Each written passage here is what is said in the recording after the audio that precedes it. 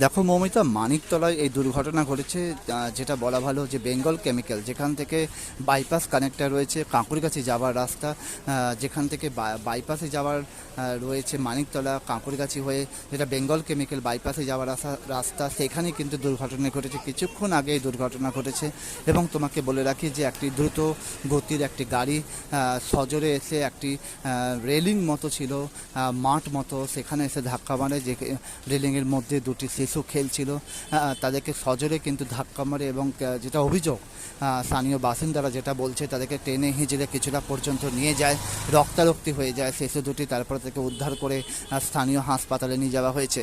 এবং তোমাকে স্থানীয় মানুষ যেটা আরও অভিযোগ করছে, দুজনকে ধাক্কা মারার পর সেই গাড়িটি কিন্তু একটি প্রাপ্তবয়স্ক একটি মহিলা, তাকেও ধাক্কা মারে। ফলে গুরুতর আহত অবস্থায় তিনজনকে হাসপাতালে ভর্তি করা হয়েছে। এবং স্থানীয় জনতা তারা কিন্তু রীতিমতো উত্তেজিত হয়ে পড়েছে, রাস্তা অবরোধ করেছে এবং গাড়িটিকে তারা ভাঙচুর করেছে গাড়িটিকে তারা। এবং তোমাকে আরও একটা কথা বলে রাখি, গাড়িটি কিন্তু এতটাই দ্রুত গতি ছিল যে গাড়িটি কিন্তু সেখানে ধাক্কা মারার পর উল্টে যায় এবং তারপরই কিন্তু সেখানে গাড়িটিকে তারা ধরে ফেলে এবং উত্তেজিত জনতা সেই গাড়িটিকে ভাঙচুর করে। এবং সেই মানুষজনের, সেখানকার উত্তেজিত জনতার কিন্তু একাধিক অভিযোগ রয়েছে। ঘটনাস্থলে কিন্তু ফুলবাগান থানা এবং মানিকতলা থানা পুলিশ কিন্তু হাজির হয়েছে এবং এখনও পর্যন্ত কিন্তু পথ অবরোধ চলছে।